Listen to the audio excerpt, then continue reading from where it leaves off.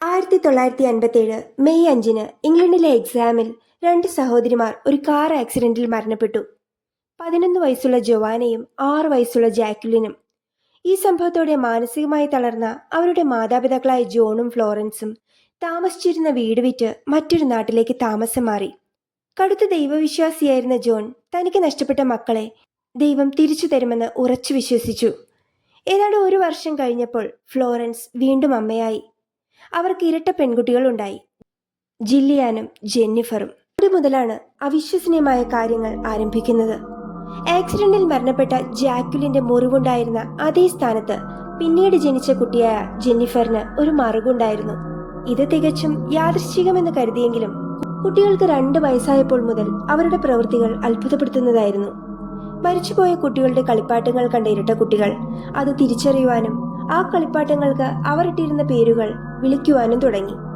മാത്രമല്ല, ജോവാന പണ്ട് ജാക്വലിനെ എങ്ങനെ ശ്രദ്ധിച്ചിരുന്നോ അതുപോലെ തന്നെയാണ് ഒരേ പ്രായമായിരുന്നെങ്കിലും ജിലിയാൻ തന്റെ സഹോദരിയുടെ കാര്യങ്ങൾ ശ്രദ്ധിച്ചിരുന്നത്. ഓടുന്ന കാറുകൾ കണ്ടാൽ അവർ അകാരണമായി ഭയന്നു നിലവിളിക്കുമായിരുന്നു. ഒരിക്കൽ അവർ കളിക്കുന്നതിനിടയിലെ സംസാരം കേട്ട് അമ്മ ഫ്ലോറൻസ് ഞെട്ടിപ്പോയി. കാറിടിച്ചു വീണപ്പോൾ ഇവിടെയാണ് നിനക്ക് പരിക്ക് പറ്റിയത് എന്ന് പറഞ്ഞ് ജിലിയാൻ ജെന്നിഫറിന്റെ നെറ്റിയിൽ തലോടി കൊടുക്കുന്നു. കുട്ടികൾക്ക് 4 വയസ്സായപ്പോൾ കുടുംബം എക്സാമിലേക്ക് തിരിച്ചു പോവുകയുണ്ടായി. അത്ഭുതമെന്ന് പറയട്ടെ, അവിടുത്തെ വഴികളും സ്കൂളും എല്ലാം കുട്ടികൾ തിരിച്ചറിയുന്നു. അവർ ഒരിക്കൽ പോലും കണ്ടിട്ടില്ലാത്ത ആ പഴയ വീട്ടിലേക്കുള്ള കുറുക്കുവഴി പോലും അവർക്കറിയാമായിരുന്നു. ഇത്രയൊക്കെ ആയപ്പോൾ പലതരത്തിലുള്ള അന്വേഷണങ്ങളും പഠനങ്ങളും നടന്നു. വിർജീനിയ യൂണിവേഴ്സിറ്റിയിലെ പ്രശസ്ത ഗവേഷകനും സൈക്യാട്രിസ്റ്റുമായ ഡോക്ടർ ഇയാൻ സ്റ്റീവൻസൺ കുട്ടികളെ നിരീക്ഷിക്കുകയും പഠനങ്ങൾ നടത്തുകയും ചെയ്യുകയുണ്ടായി. വളരെ നാളത്തെ ഗവേഷണത്തിന് ശേഷം അദ്ദേഹം എഴുതിയ children who remember previous lives a question of reincarnation എന്ന പുസ്തകത്തിൽ ഈ കേസ് എടുത്തു പറയുന്നു.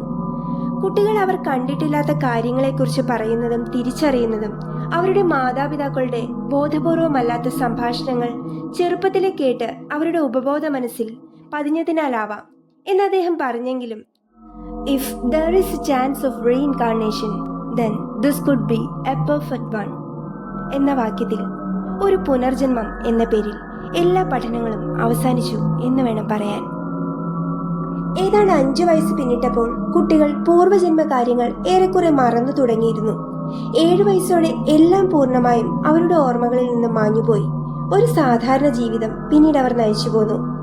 അങ്ങനെ ജില്ലിയാൻ പോളോക്കും ജെന്നിഫർ പോളോക്കും ശാസ്ത്രലോകത്ത് വ്യക്തമായ കൺക്ലൂഷൻസ് ഇല്ലാതെ ദ പോളോക്ക് ട്വിൻ റീഇൻകാർണേഷൻ കേസായി അടയ്ക്കപ്പെട്ടു.